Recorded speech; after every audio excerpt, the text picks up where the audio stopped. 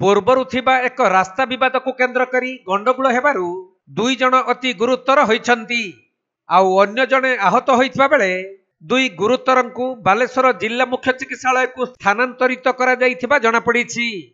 तबे जनक व्यक्तिगत जगह को स्थानीय किछि लोक माने जोर जबरदस्त रास्ता तैयारी पई प्रयास करिबारु गंडगोलर सूत्रपात होइथिला।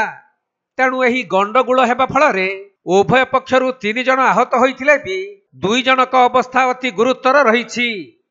मिलिथिबा सूचना अनुसार बालेश्वर जिला सोर पौरपालिका अधीन 5 नंबर वार्ड पठान महला ग्रामर मीर हाफिजुल्ला व्यक्तिगत जगह को स्थानीय किछि लोक माने पूर्वरु जोर जबरदस्त रास्ता तैयारी पई चेष्टा करिथिले।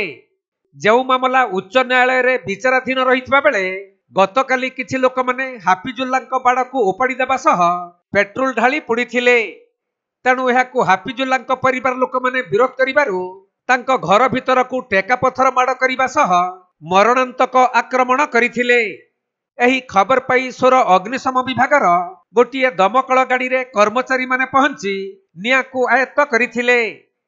तबे एही गंडगोल रे हाफिजुल्ला परिवाररु एमडी सनाउल्ला, एमडी हाबिबुल्ला और मीर अमीबुल्ला समेत सही ग्रामर शेख कमीरुद्दीन गुरुतर आहत होइथिले।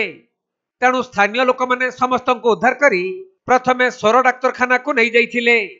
हेले एमडी हाबिबुल्ला और एमडी सनाउल्ला अवस्था अति गुरुतर थिबारु सेमानंकु पुणी बालेश्वर जिला मुख्य चिकित्सालय को स्थानांतरित करा जाइथिबा जणा पड़िछि। अन्यपटे ओडिशा उच्च न्यायालय तथा बालेश्वर जिला अदालतर स्टाटस को आदेश को अवमानना करी बारंबार ग्रामर किछि लोक माने एही भली गंडगोल करुथबा सोर थाना रे अभियोग होइछि, जहाकु नै पुलिस एही घटनार तदंत आरंभ करिछि।